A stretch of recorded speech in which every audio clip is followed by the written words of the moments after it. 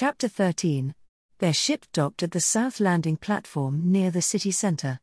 His son was made aware of their approach to the planet a few hours in advance, and the boy was currently kneeling on the floor serenely with head bowed and eyes closed, deep in Force meditation. The general of the droid armies was still at a loss when it came to his son's future visions. The Force to him would always be a mystery. Once they landed, General Grievous powered down the ship.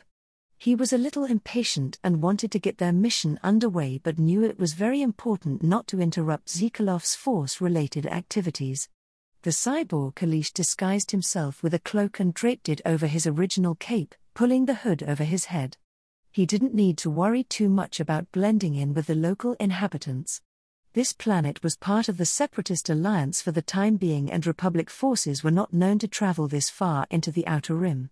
It was the unnerving fact that this planet was about to be invaded by a Jedi, 2 Republic spies, and a Separatist traitor that kept him on edge.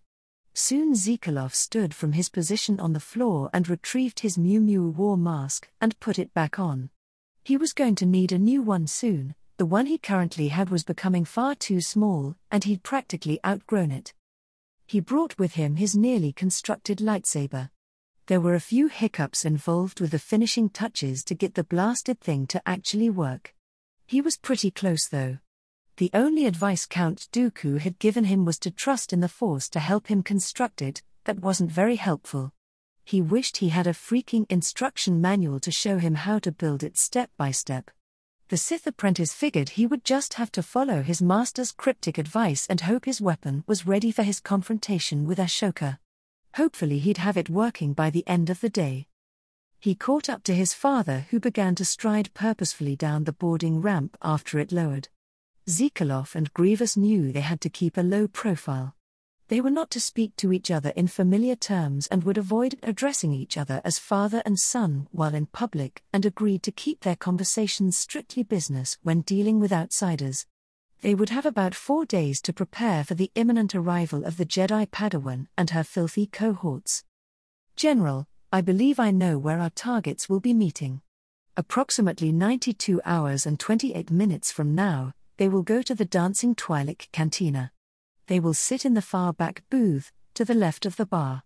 I will be sure to fill you in on further details once we have established our lodging. Grievous nodded in acknowledgement and remained silent. He was a little curious and wanted to learn more of these so-called further details. The general thought that simple description was detailed enough. Knowing exactly when and where their prey would be meeting was invaluable to their mission. Father and son checked in at a nearby inn and reserved a room. They took their baggage up to the 8th floor via gravity lift and made sure to seal the door behind them. Zikalov unpacked his datapad as well as his unfinished lightsaber and placed them on the small table. Grievous unclasped the cloak from around his throat and hung it on a peg near the door. He straightened his velvety cape, and after surveying their temporary living space, he then went and sat on a recliner. The longer he sat there, the more it felt like the command chair on his flagship. Father, I have the details concerning our mission. Although I must say, the things I have foreseen are not just events that will happen, but what may happen.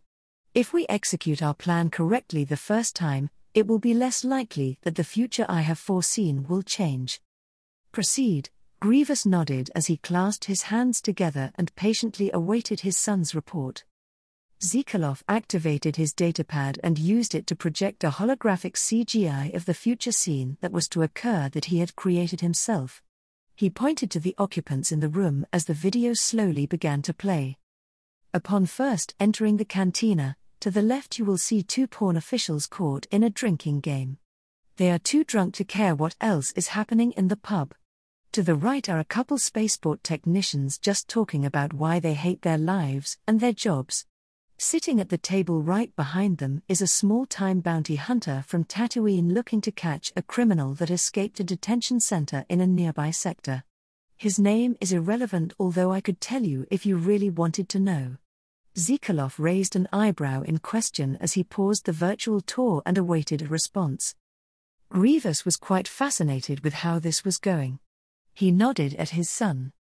Tell me. His name is Jin Christo. No one has ever heard of him because he's new to the trade, the boy shrugged carelessly.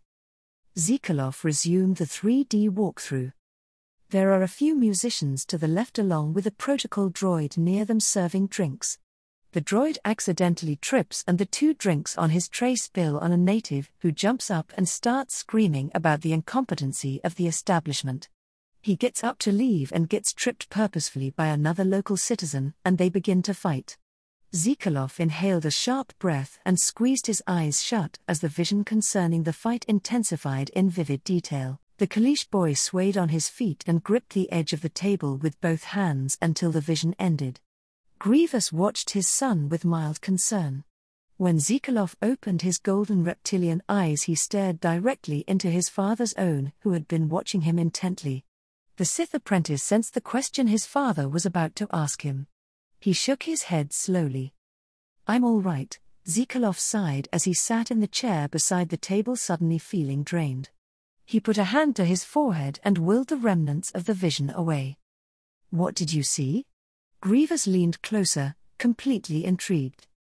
"Do you really want to know?" Zikolov looked unsure. "If it concerns you or if you simply need to ease your mind, always." Grievous growled softly in affection, once again revealing his fatherly side. "These visions become clearer the closer we get to the events actually occurring. Each time this happens, there is more detail than the vision that preceded it." Zikolov paused for a second to gather his scattered wits, and continued. As he spoke, he began to gesture and soon got animated in his storytelling. "The guy that was yelling about the droid's incompetence, his name is Gobi, and the fight starts when he gets punched in the face. Gobi then reaches over to grab an empty chair beside him and swings it, knocking the other guy to the ground. He leaps on him and begins to mercilessly strike him one blow after another. The dazed local taking the beating reaches over and grabs an empty glass bottle and slams it into the side of Gobi's head and succeeds in stunning him. They both scramble up to their feet, but before they can resume their fight, the bartender has 2 of his bouncers physically throw them out of the cantina. That's when Ahsoka enters, wearing a brown hooded Jedi cloak." Zikolov closed his eyes while clenching his hands into fists angrily. That's where the Force vision ends. He looked back at his father to see Grievous deep in thought as he contemplated this new information. The general looked up to meet the expectant gaze of his son. "There may be additional visions yet to come, as you've proclaimed. We have plenty of time to prepare." The Kalish boy nodded. "Yes, father."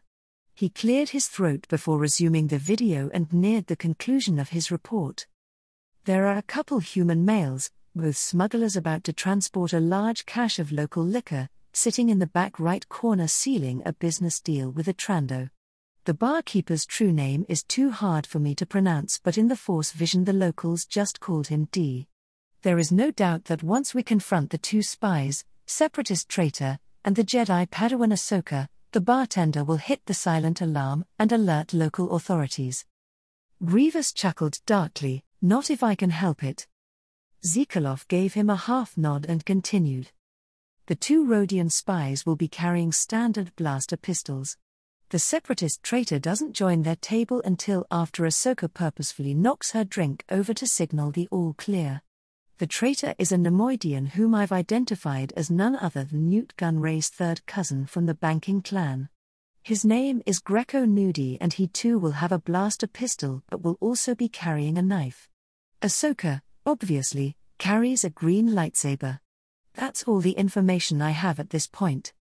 Zikolov turned his data pad off at the conclusion of his report and happened to notice the brief, lustful desire in Grievous's golden-hued irises at the term lightsaber and couldn't help but confront his father on the subject. "Father, you have like 100 green lightsabers. 27 to be exact." Grievous's mad cackle turned into a brief cough. Zikolov rolled his eyes in frustration. "Do you really have to have another one?" Grievous chuckled darkly in amusement. "I promised the Count that slaying the Jedi was your mission and yours alone. What you do with the Jedi's lightsaber is your affair." Zikolov face-palmed and growled, sensing through the Force his father's great desire for it. On the way to Utapau, Grievous had filled him in concerning Jedi Padawan Ahsoka Tano, her Jedi Master Anakin Skywalker, and Obi-Wan Kenobi. Apparently Skywalker and Kenobi were both infamous Jedi generals who had won many victories already for the Republic. Zekalov snorted in disdain once his father told him this. There wasn't a living soul in the universe that was as great a general as his father. These three acclaimed heroes of the Republic were giving his father hell in the war, which made the possession of one of their lightsabers a highly prized and greatly coveted trophy. At least in the eyes of General Grievous. "All right, father, after I kill her, you can have her green lightsaber. I don't have the same insane obsession as you do." The general scoffed. "Nonsense. The day will soon come when you too will want to remember your victories and past retributions. So you do that by keeping every lightsaber from each Jedi that you've killed?" Zekalov asked flatly as he shot his father a look of disdain through his war mask. "Of course I wouldn't expect you to understand, as you are still a child." Grievous growled deeply and bristled angrily at his son's disrespect. "I understand and share your hatred for the Jedi for what they've done to our people. What I don't understand is why you keep their weapons. That almost seems like you are honoring them by keeping them in your memory. What about our family? Are we worthy of remembrance?" Zekalov snarled as he ripped off his mask and threw it angrily to the floor as the old pain he'd carried in his heart for the past 2.5 years began to surface. He felt abandoned and betrayed by his father after he sent him away to live with a master that Zekalov had grown to hate. A master that didn't care about him, abused him, and deprived him of his father's love. The young Kalish child wasn't sure if he could even remember what love felt like anymore, because to the Sith, it was forbidden. Grievous had tried to explain to him before that it was necessary he learn to be a warrior. Why couldn't his father have been the one to teach him? The boy didn't really care about using the Force. The Kalish child continued his rant, unaware just how deeply his words impacted the general of the droid armies. "I don't think you ever loved me or our family. You abandoned me and you abandoned them. You chose a life of war when you could have just stayed home and lived an honorable life with your family. You don't care about anyone but yourself." Zekalov screamed as he pointed an accusing finger at his father in rage.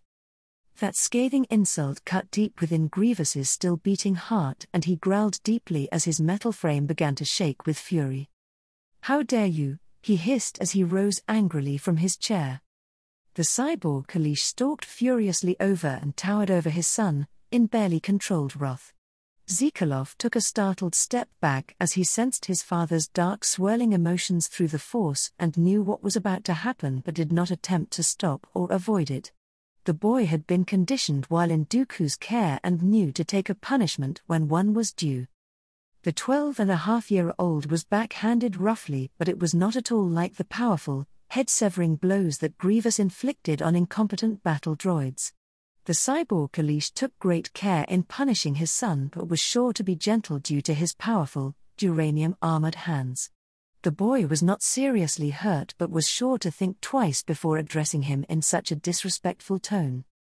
"You would do well to respect me, boy. Regardless of the fact that Dooku is your master, I am still your father." The general snarled roughly as he shoved his son into the nearest wall and pinned him there. He lowered his head until his masked face was just inches from his disobedient child's unmasked one and snapped on the child again when Zekalov averted his eyes away from him to look at something else. "Look at me when I'm speaking to you," Grievous roared. The boy did as he was told and met his father's furious gaze with his own golden-hued ones. His father growled at him while narrowing his reptilian eyes as a severe warning flashed within them. "Disrespect me again, child, and I will make you wish you had stayed with the Count." Zekalov's shoulders sagged and he bowed his head submissively and stared at the floor as the last of his angry emotions simmered down. He knew he had been out of line and wasn't sure where his defiant accusation had come from. "Yes, sir." Grievous let out another deep, anger-induced growl and stalked away from his son to go stand near a partially curtained window. He clasped his hands behind his back and stood by silently. Father and son kept their distance from each other for a while. It gave General Grievous time to think while Zekalov silently returned to tinkering with his lightsaber project. The boy growled in frustration half an hour later when he failed yet again and decided to meditate. Maybe he would find answers there. He sat cross-legged on the floor and submerged himself in the Force. His meditation only lasted a few minutes. He just couldn't concentrate. There were too many conflicting things on his mind. Grievous at long last, finally reined in his anger and spoke as he continued to stare out the window. "You are wrong to believe I abandoned you," Grievous growled softly. His father had Zekalov's immediate attention, but he was unsure how to respond, so remained silent. Grievous wasn't finished anyway, so he continued. "There has never been a single day that you weren't on my mind, Zekalov." Grievous partially turned to regard his son, his golden-hued eyes now soft and filled with care. Zekalov met his father's look with the ghost of a smile. "Really?" the young boy questioned softly. "Really?" Grievous slowly nodded once in complete sincerity. The general continued. "How could you believe that I never loved you or our family?" His reptilian eyes narrowed as he clenched his hands angrily at his child's hurtful accusation. Zekalov bowed his head and remained silent. When his father didn't continue speaking, he figured it was best he answer the question. "It seemed like, and I felt, the only thing you loved was the war and killing Jedi. When you sent me to live with Dooku, I thought you were happy to be rid of me. You'd no longer have me in your way." Zekalov saw his father begin to march towards him. The child suddenly felt afraid and wasn't sure what his father was going to do. He shrank down in his chair and looked at the floor and flinched when he sensed his father's hand nearing his face. He shut his eyes and clenched his teeth, awaiting the pain that was sure to come. Something happened then that he did not expect. His golden eyes widened in surprise when an armored hand reached down and gently moved his face up so that his father could see him eye to eye. Grievous knelt down so they could be more level. His father began to gently run his cybernetic fingers through his soft, ebony hair, and when he spoke his voice did not sound harsh or gruff as it had before. "You've been believing lies, my son. You are mistaken to think that I never loved you or our family. Would you like to know why I've chosen to fight in this war and why I enjoy killing the Jedi?" "Why?" Zekalov whispered with wide eyes. "I fight the Jedi and the Republic to protect you, our family, and our people back on Kali. I am fighting for our freedom. I am not selfish, boy, regardless of what you might think. I've been thinking of you and of them all along." Zekalov began to feel a different, heart-wrenching kind of pain within him, and he began to drown in both sorrow and in guilt. How could he have been so ignorant and foolish to have thought, let alone had the audacity to say, those insensitive and impudent words? The boy felt horrible, and it was then that he knew his father's pain. "I'm sorry," Zekalov whispered as he struggled to keep the thick emotion out of his voice but failed miserably. "Father, I didn't mean," a lump formed in his throat, effectively cutting him off. Before he knew what he was doing, he leapt forward and found himself in his father's embrace. He used the Force to convey his unfinished message to his father. "I didn't mean to hurt you. Please forgive me." The general had grown used to hearing his son's mentally projected Force messages. He did what any good father would do. "I forgive you," Grievous replied as he released his son. He broke down into a hacking cough a second later. Zekalov hastily wiped the few traitorous tears from his face while his father wasn't looking and took a deep breath. The boy felt appalled that he had done such a childish thing and turned away when Grievous looked at him after the general got his coughing episode under control. Zekalov's face burned from embarrassment. The boy rubbed the back of his neck, feeling awkward. He was a warrior now and a Sith apprentice no less. The last thing he needed was for his father to think him weak. Grievous apparently overlooked it. The Kalish child didn't know that secretly within Grievous's supposedly heartless, droid-like frame, his father Sheila was crying tears of joy. The small act of affection his son displayed proved that he hadn't been entirely lost and that a part of the old Zekalov remained despite what the Sith had done to him. Maybe there was hope after all. "You have every right to be angry with me," Son, I want you to understand that I left you in Dooku's care because he so ordered it. If I had refused to give you to him, he would have killed you. It was the only way I could save you, Grievous growled as he turned his head away with eyes full of hate and regret. Zekalov was stunned at the revelation. This was something he had never known. He gently placed a hand on his father's masked face and turned Grievous's head to look at him. His father did not protest or jerk away from his touch. Do not blame yourself, father. Even though we are currently Dooku's slaves, that will not remain so. I promise. I'll kill the Count, no matter what it takes. Zekalov's eyes burned with fierce determination. General Grievous laughed at the boy's stubborn defiance and hatred for Dooku's authority. So you have grown into a fearless warrior after all. But you will not face the Count alone, son, for we shall destroy him together. Grievous released a psychotic laugh as he clenched a clawed hand into a fist. Zekalov smiled but quickly turned serious. Father, how do we know our family is even safe? Grievous shook his head slowly and tried to keep the worry out of his vocalizer. We don't. Zekalov thought deeply for a moment. You know, Dooku has never spoken of them. I wonder where he took them, or, if they are even still alive. The boy looked at him with a worried frown. The old man would never kill them unless I betrayed the separatist cause. He uses them as a means of controlling me. The general growled in deep loathing. He then leaned down and gently grasped his son's shoulders and looked him in the eyes.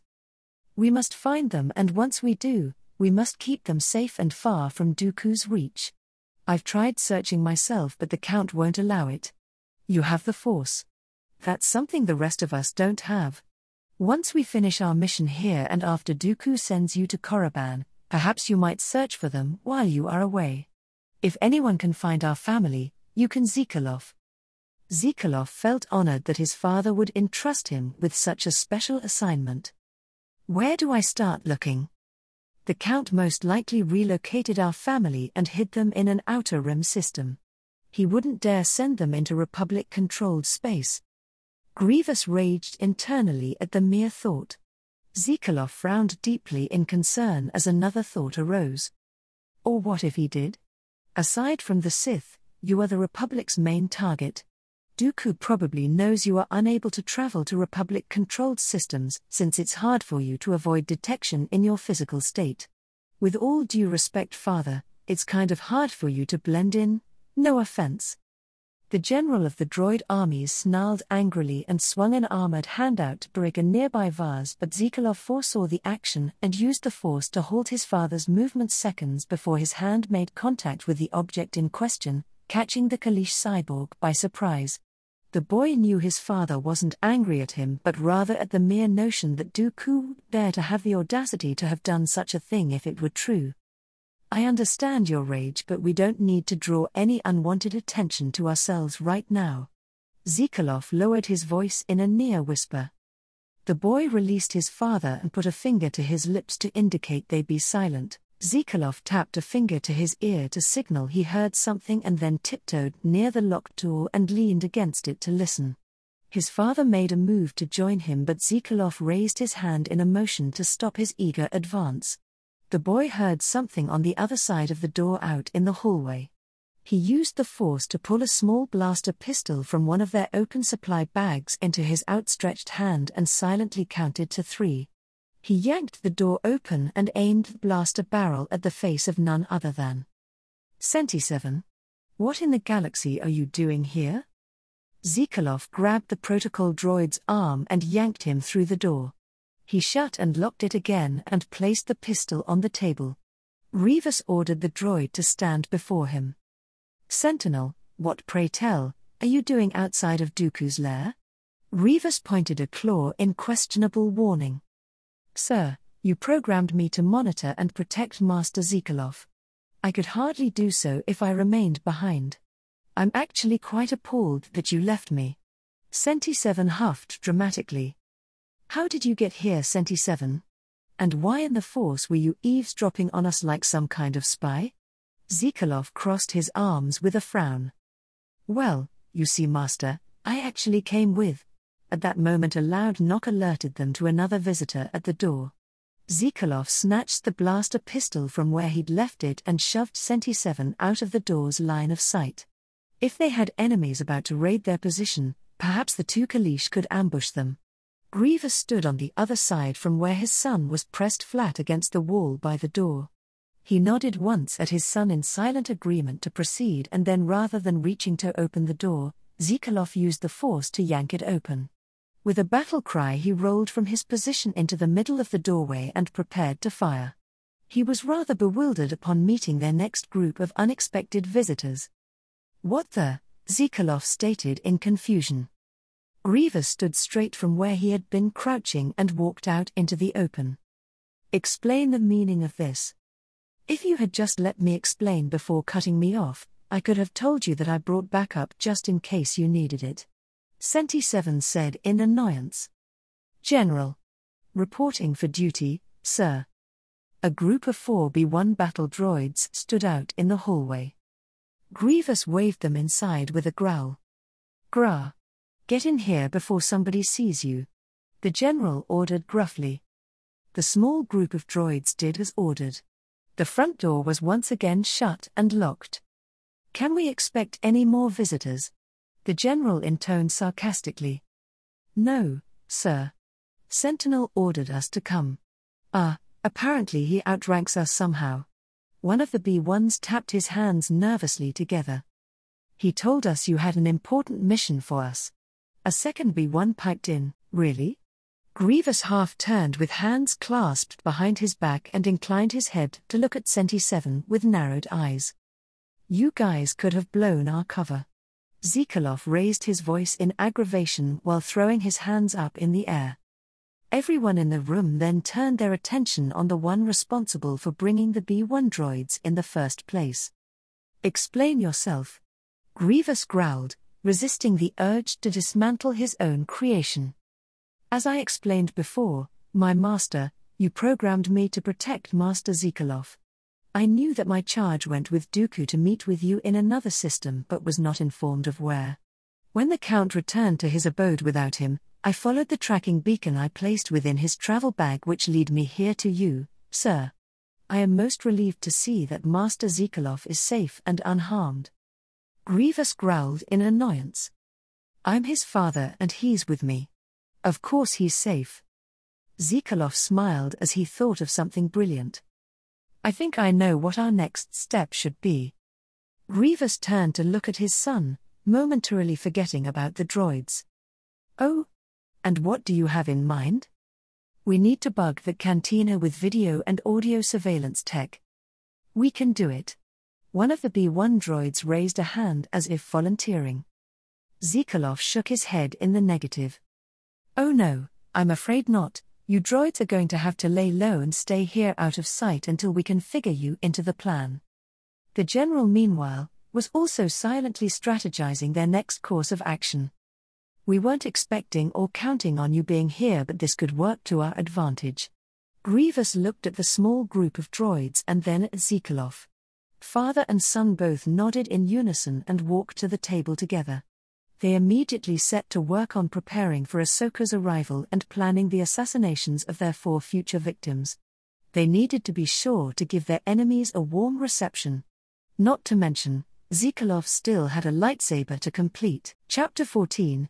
Ahsoka Tano absent-mindedly drummed her fingers against the metal lightsaber hilt securely clipped to her leather belt beneath her robe with a steady rhythm, punctuated with brief pauses as she mulled over the details concerning her new assignment. After a few minutes, she turned from her distracted thoughts to survey the cargo hold she was currently standing in. Her eyes swept the vast space and her eyes soon fell upon a stack of crates.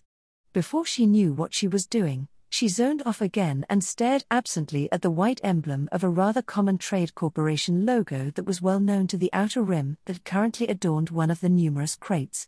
Her eyes dimmed as she lost focus, once more falling victim to her ever-increasing thought process. The young Jedi Padawan was honored that the Jedi Council had solely entrusted her with a mission of her own, but a part of her frowned at the fact that they had chosen her, due in large part to their Jedi forces being stretched so precariously thin across the galaxy. Even now, Her master Anakin Skywalker and General Kenobi were leading a massive counter-assault on a heavily fortified separatist-controlled system somewhere in the Mid-Rim, or so she had been told. To her chagrin, her master had deemed the information concerning his mission with Obi-Wan as classified. She began to protest, knowing that any mission deemed classified were usually the most exciting ones, and she nearly demanded that he take her with him, ever faithful to her guardian and mentor. Someone had to watch his back, although in this case, Obi-Wan would be. She remembered their last conversation with some dissatisfaction. "I'm sorry, Ahsoka, but the Council made it clear. You are not to join me on this mission." She rolled her eyes in annoyance. "But what if you need my help, Master?" Anakin crossed his arms across his chest and didn't budge. He sent her a disapproving look. "Ahsoka, you should be honored that the Council is entrusting you with such an important mission of your own. That's a step closer to becoming a full-fledged Jedi Knight." His features softened and a small smile tugged at the corners of his lips. He looked at her with something akin to pride, but he soon sighed when he sensed through the Force that the little one wasn't finished arguing yet. "Seriously, Master? The Council only gave me this secondary mission because they don't have anyone else to do it. I should be on the front lines, with you." She crossed her arms with a glare, clearly put off by the whole situation. "Seeing to the safety of our 2 Republic spies is a top priority." "Then why don't they have you do it?" Ahsoka cried in disdain. "Well, my young Padawan, that's because the Council already assigned me a mission." Anakin smirked at her with a chuckle slowly building in his throat as he sensed her clear distaste for the whole debacle. "Arg. It's not fair. It's like babysitting duty."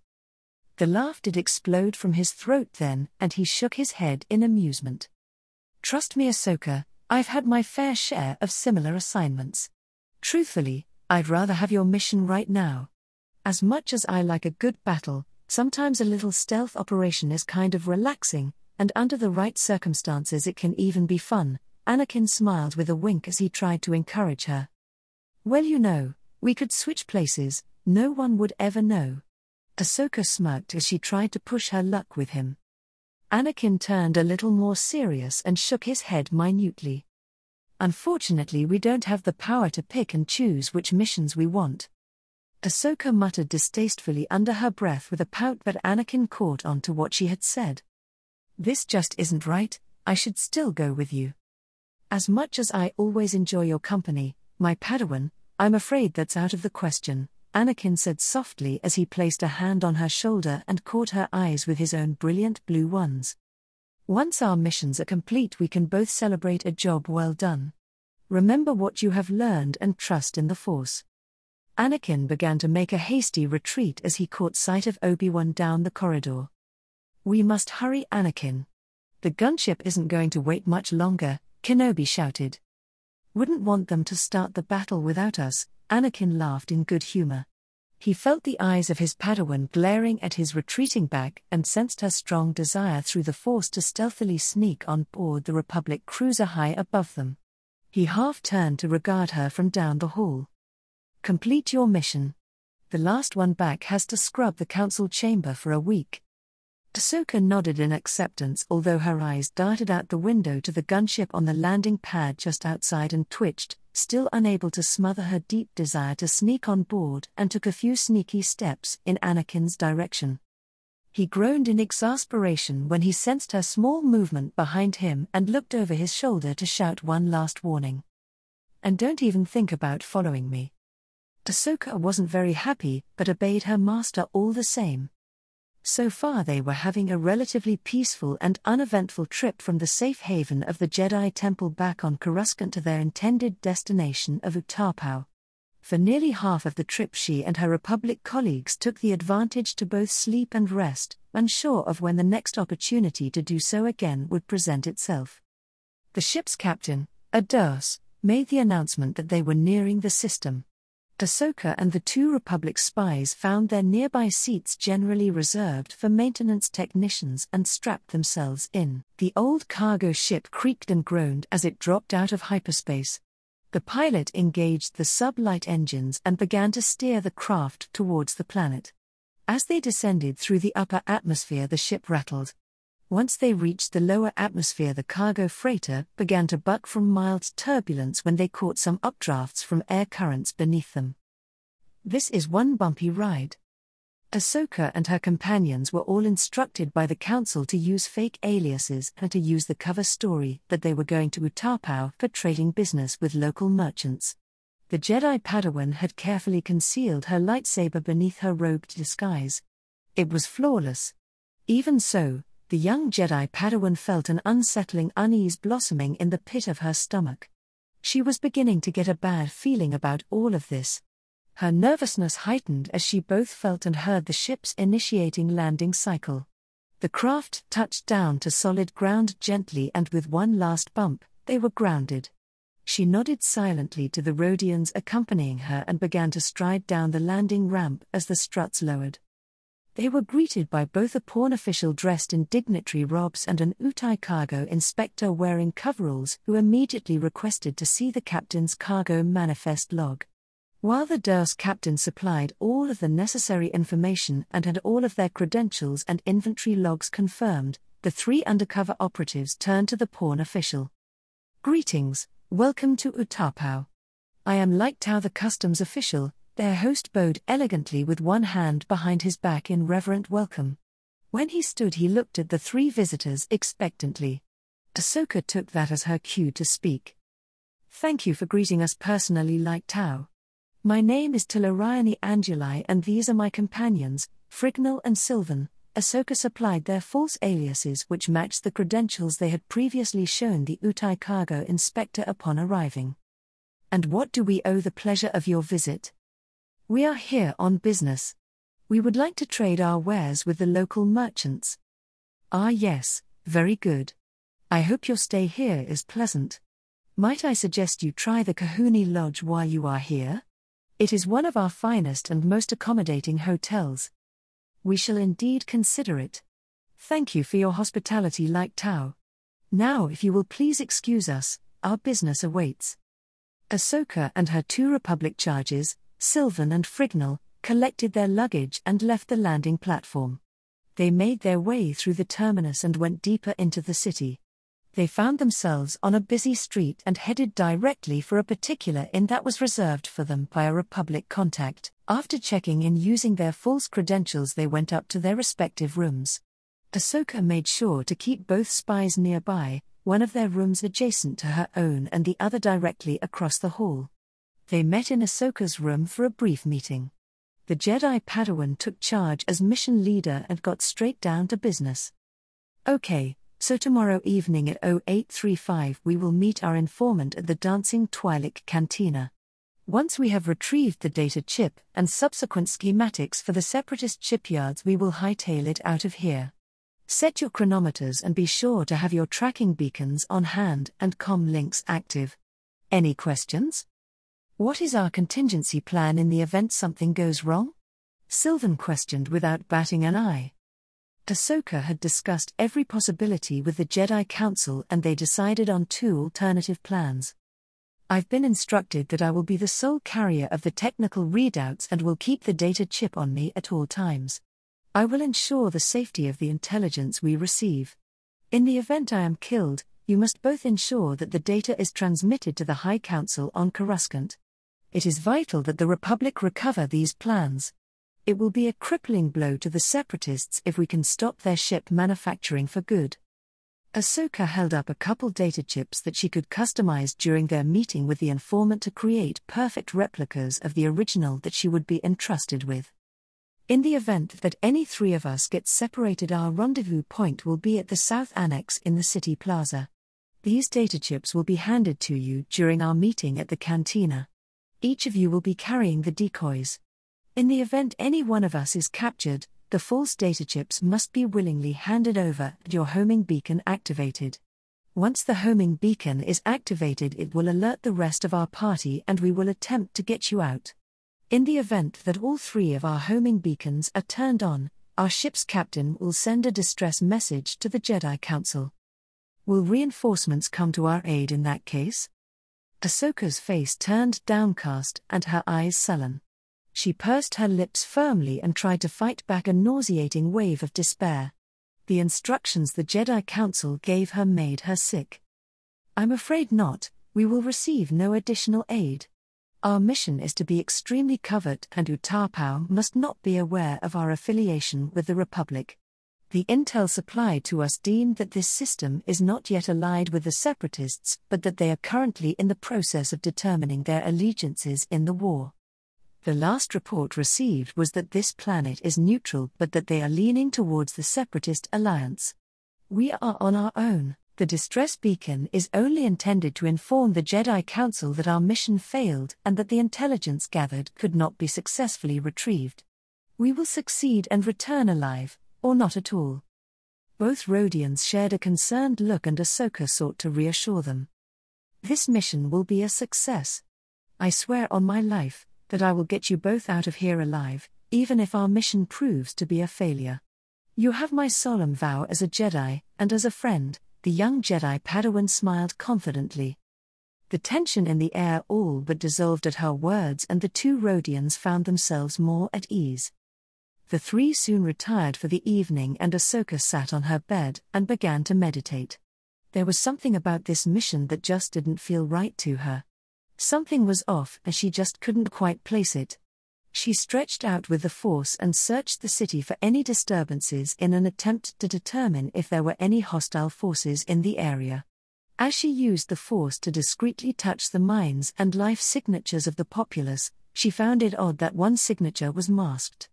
The Togruta child reached out to that particular energy signature, but it was like she was hitting a wall, as if the person was shielded.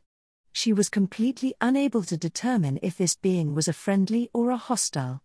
Right now this mystery signature felt solidly neutral. That did nothing to alleviate her mounting paranoia. The Jedi Padawan knew it was her duty to investigate the matter further in the morning. She hesitantly withdrew from the Force anomaly when she sensed no immediate threat and fell into a restless sleep.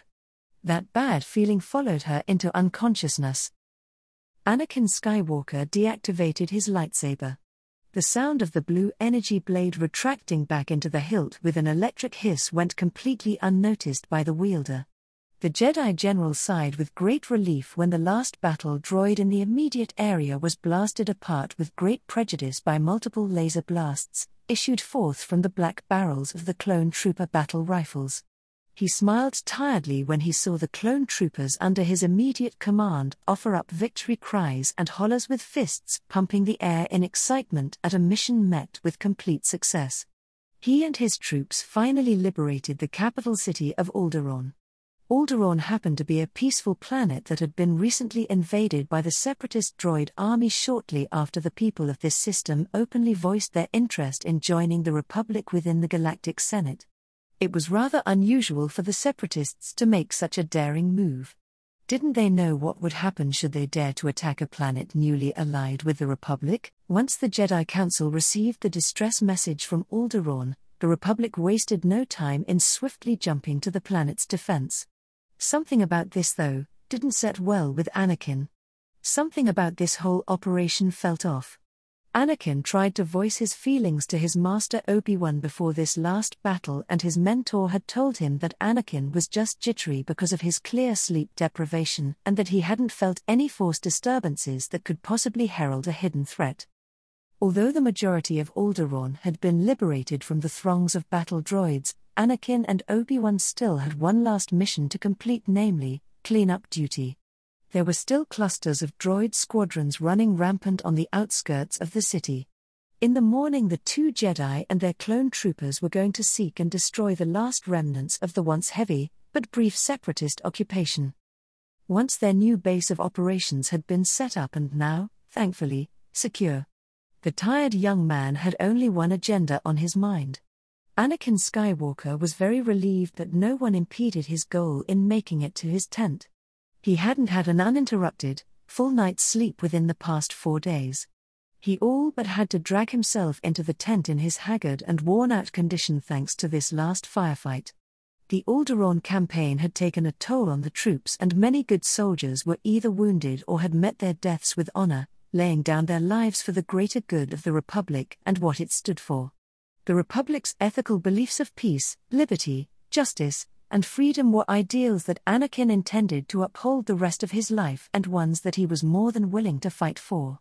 He smiled ruefully at the prospect of someday passing down those ideals and morally centered beliefs to his future children, if he ever had any.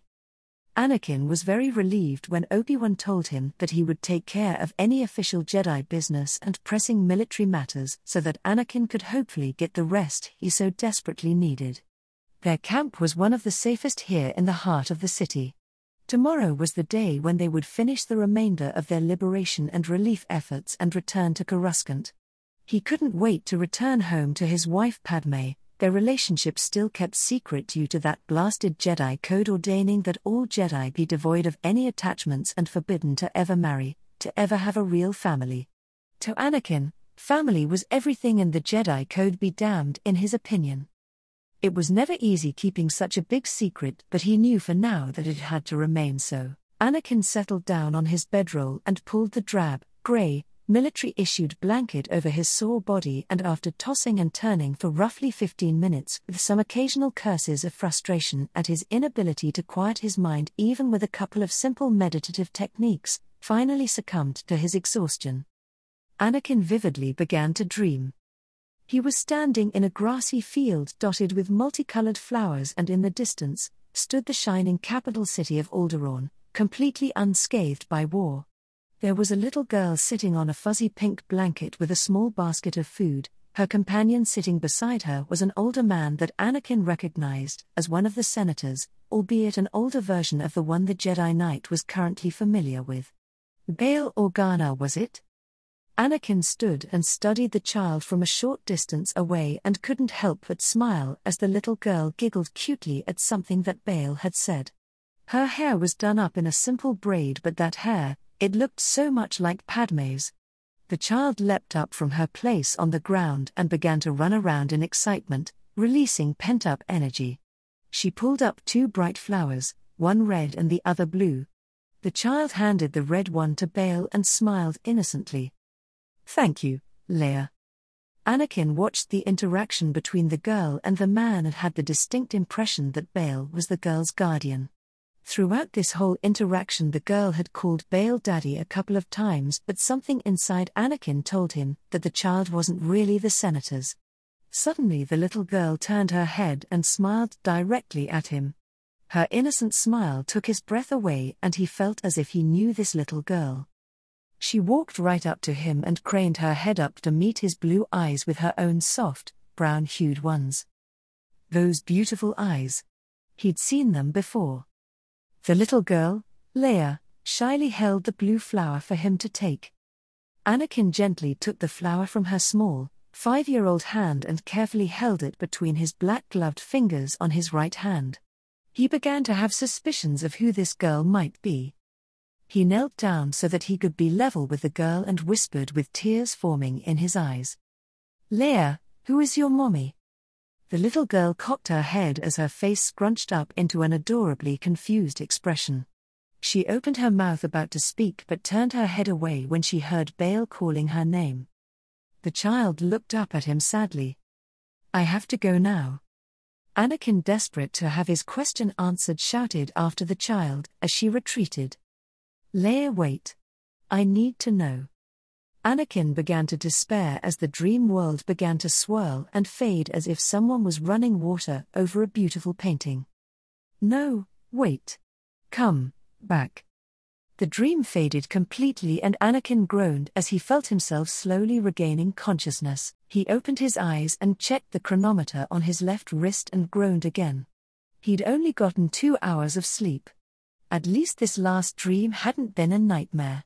He'd begun to have more and more of those lately, many of which regarded the death of Padme and their future child.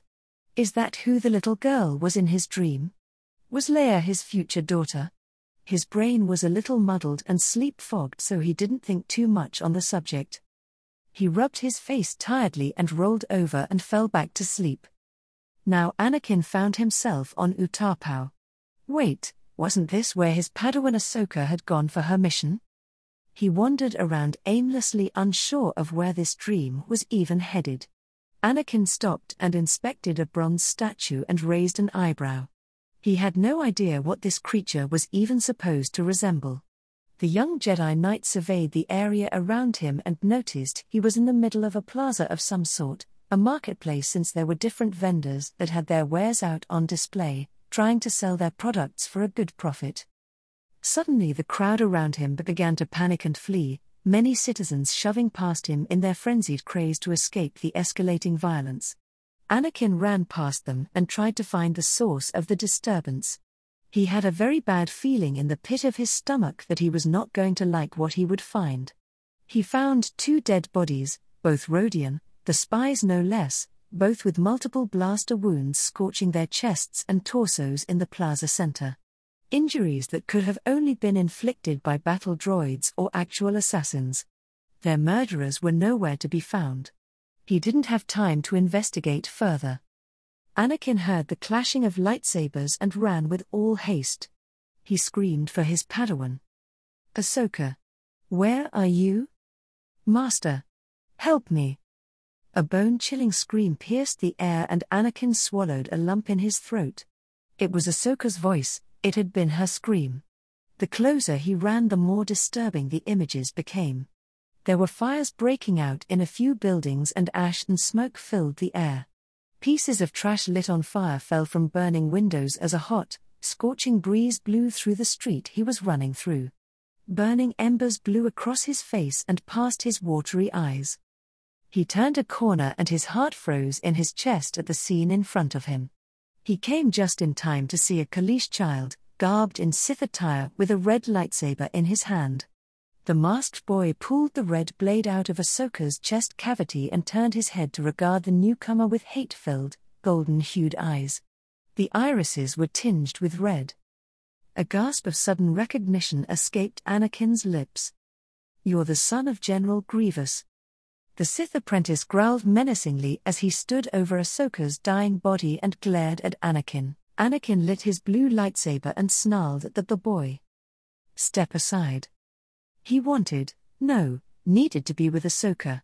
To be with her in her final moments, to tell her he was so sorry that he failed her. "You are too late," the son of Grievous intoned with mock pity. Ahsoka turned her head to look at Anakin with tears streaming from her eyes, covered in soot, and shuddered. Master, I'm so sorry." Ahsoka's eyelids closed and she released an agonized breath and then lay still. "No." Anakin screamed as a myriad of emotions assaulted him. Fear, pain, grief, anger, rage. Those were the dark, heart-wrenching feelings he had felt when he failed to save his mother on Tatooine. He had nightmares concerning her future death and he had acted upon them too late. He had to live with his failure. The grief was so intense and threatened to drown him. He felt his heart shattering into a million pieces as he now stared at the deathly still form of his dead Padawan. The Sith apprentice seemed to sense his emotions and chuckled darkly, almost gleefully. "You seem to care a great deal for your fallen apprentice. And I sense that same care for others close to you as well. Your feelings run deep. Here I thought Jedi weren't supposed to form attachments. I'll kill you for this." Anakin turned ice-filled eyes on the boy, unable to contain the snarl from ripping its way out of his throat. "You realize those are the words of a Sith, don't you?" Anakin tried putting a lid on his raging emotions, albeit grudgingly, when he realized the Sith boy was right. He glared at him and ground out his next question through gritted teeth. "What do you want?" "I only want to defend and protect my world from the Jedi who allowed the prolonged suffering and enslavement of my people. The Jedi are the ones at fault for so many things." The boy growled in deep loathing. He smiled internally when he sensed that he struck some sort of chord within the Jedi Skywalker. Anakin shook his head and his expression changed from hateful to distrustful, although he failed to hide his curiosity.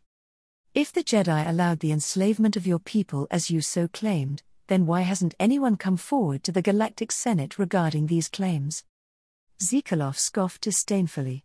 The boy sighed and sat down on a chunk of rubble, never taking his eyes off of the Jedi. "There are many secrets the Jedi keep, there are many unpleasant things I'm sure your precious Jedi Council conceals, secrets they keep only for themselves. Just imagine what the galaxy would be like if everyone knew the real truth. Anakin shook his head. Whatever happened to your people, that wasn't mine, nor my Padawan Ahsoka's doing. Your prejudice towards the Jedi has only clouded your mind.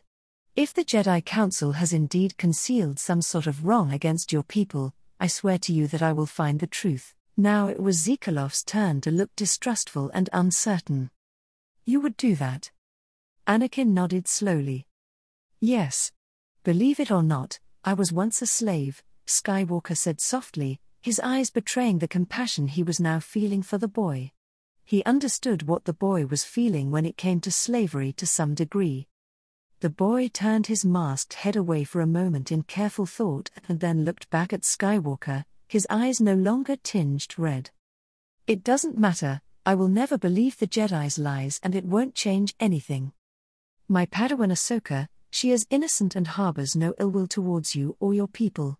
She doesn't have to die. She doesn't deserve to die. Anakin glared once more and tightened his grip on his lightsaber hilt. I must do my master's bidding until I am free of him. Someday you will wish the same. The Kaleesh boy's shoulders slumped and he looked down at the ground, no longer appearing to be the bloodthirsty, Jedi-hating, Sith apprentice he had been a moment before. I don't know what you mean, Anakin replied stiffly but refused to lower his guard. He felt through the Force that the child was not referring to his current master Obi-Wan Kenobi. If you don't know now, then you soon will. Please, I implore you, don't kill Ahsoka. Anakin felt desperate as the gravity of this possible future weighed heavily upon his shoulders. The boy stood up and clipped his red lightsaber to his belt. You don't understand yet, do you? You are too late. Anakin was actually rather startled at his words. He raised his eyebrows at him suspiciously. What do you mean? This is a future Force vision that by the will of the Force we are actually sharing. You must have them often enough. Just be thankful you don't have them as often as I do. Sometimes it feels like a curse, but I can promise you, my future Force visions always happen.